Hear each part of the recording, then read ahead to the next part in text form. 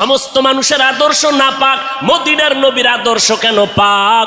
দুনিয়ার মানুষের আদর্শ নাপাক হওয়ার কারণ তার চোখ দুইটা নাপাক, তার হাতটা নাপাক, তার দেমাগ নাপাক। কারণ আমি নাপাক কেন? বক্তা হইয়া চেয়ারে বসে মজার মজার বয়ান দিলাম, কিন্তু এই এলাকার মানুষ জানে না আমার হাতটা কি পরিমাণ গুনার কাজ করেছে, আমার জবানটা কি পরিমাণ অপরাধ করলো, আমার চোখ দুইটা কি পরিমাণ অন্যায় করেছে। এই এলাকার মানুষ যদি জানতো, আমার চেয়ারে বসে বয়ান করার সুযোগ দিত না। আল্লাহ কয়, বান্দা আমি তোর সম্মানটারে নষ্ট করি নাই। কারণটা কি জানো? তুই বড় আলেম এই জন্য না, তোর বডির মধ্যে আছে পয়গম্বরের আদর্শ, আর তুই মুহাম্মদের উম্মত হওয়ার কারণে তোর ইজ্জত নষ্ট করি নাই। নষ্ট তো করি নাই, আমি আল্লাহ তোরে আবার ডাক দিলাম।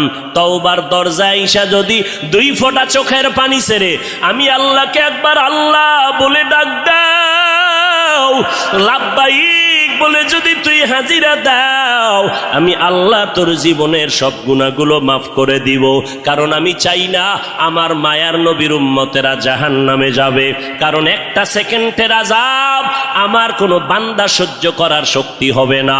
আম্মা জান আয়েশা বলেন, একদিন দেখি আমার মায়ার নবী আমার হুজরায় বসে গুনগুন গুনগুন করে কান্না করেন। আমি আয়েশা বললাম, নবী আমার কোনো ভুলের কারণে আপনি কাঁদেন, আমার কোনো ব্যবহারে কষ্ট পাইয়ে আপনি কাঁদেন নাকি?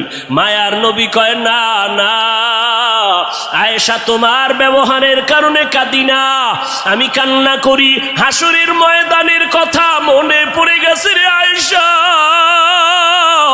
ওই হাসরের ময়দানটা কেমন ভয়ঙ্কর হবে, ওই কথা মনে পড়ে যাওয়ার কারণে আমি কান্না করি।